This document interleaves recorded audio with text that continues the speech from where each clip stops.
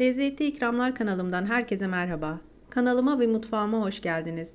Bugün sizlere her zaman yaptığım tarif olan tereyağlı açma tarifi yapacağım. Tüm püf noktalarını anlatacağım tarifin buyurun detaylarına geçelim. Öncelikle açmaları yoğuracağım uygun bir kaba 1 paket kuru mayayı ekledim. Üzerine 2 yemek kaşığı dolusu toz şekeri ilave ettim ve üzerine 1 su bardağı ılık su ve 1 su bardağı ılık sütü ilave ederek bir çırpıcı yardımıyla şeker ve maya eriyinceye kadar karıştırıyorum. Maya ve şekerin tamamen erimiş olduğundan emin olduktan sonra 2 yumurtanın akını ilave ettim. Sarılarını üzeri için ayırdım. Ve şimdi de un ilavesi yapıyorum. Toplamda 5-5,5 su bardağı kadar un ilavesi yaptım. Daha sonra üzerine 1 tatlı kaşığı kadar tuzu ilave ettim. Spatulamla hamur yoğunlaşana dek gördüğünüz gibi karıştırmaya başlıyorum. Tarifimde kullandığım su bardağı ölçüsü klasik 200 milim su bardağıdır. Ve şimdi de kalan unumu ilave ettikten sonra spatulamı hamurun içerisinden çıkarıyorum ve ellerimle hamuru yoğurmaya başlayacağım. Kullandığınız unun miktarı ununuzun kalitesine göre değişkenlik gösterebilir. Yumurtanızın büyüklüğüne, küçüklüğüne göre de sizler ununuzu kontrollü bir şekilde yoğurun lütfen. Özlü, yumuşak bir hamur yoğurana dek ununuzu kontrollü bir şekilde ilave edin.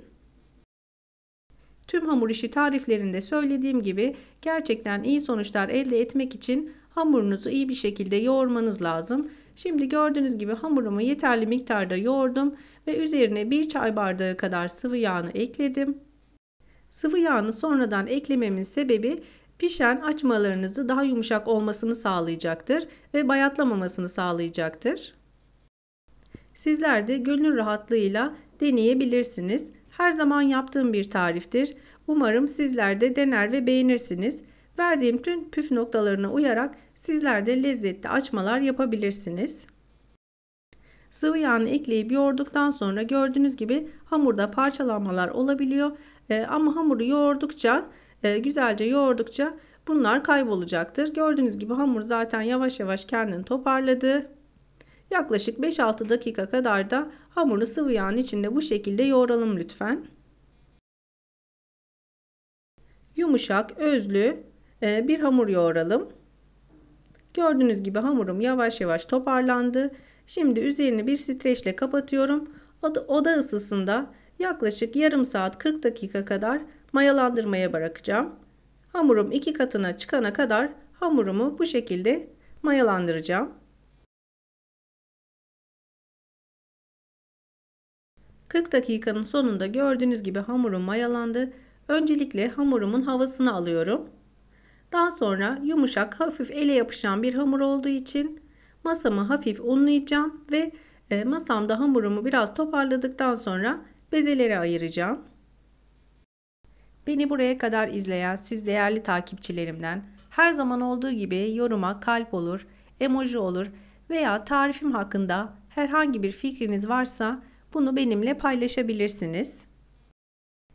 Gördüğünüz gibi hamurumu toparladıktan sonra şimdi bezelere ayırıyorum. Toplamda 12-15 arası açma hamuru elde edebilirsiniz. Ben 12 tane beze yaptım. Siz dilerseniz bu sayıyı artırarak da daha fazla açmalar elde edebilirsiniz.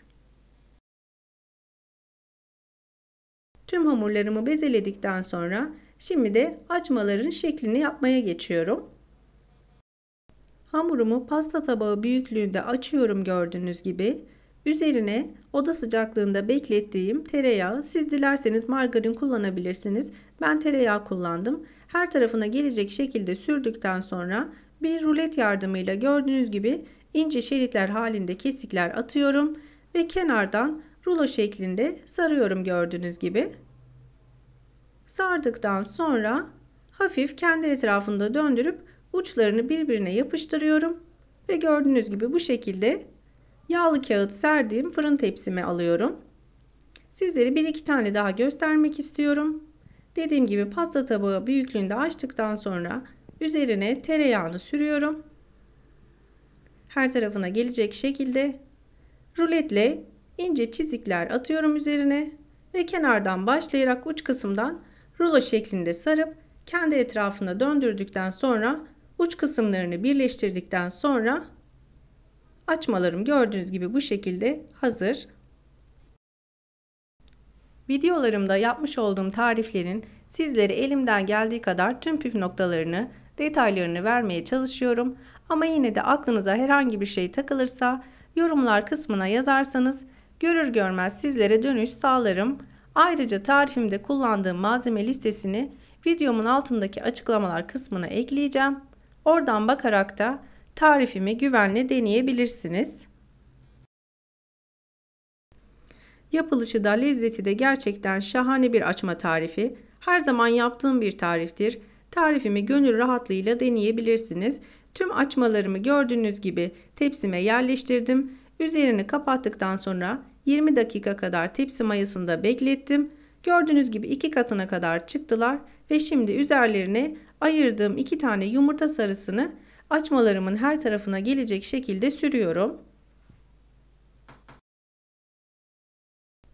Yumurta sarılarını da bu şekilde her tarafına sürdükten sonra üzerine kavrulmuş susam serpiyorum.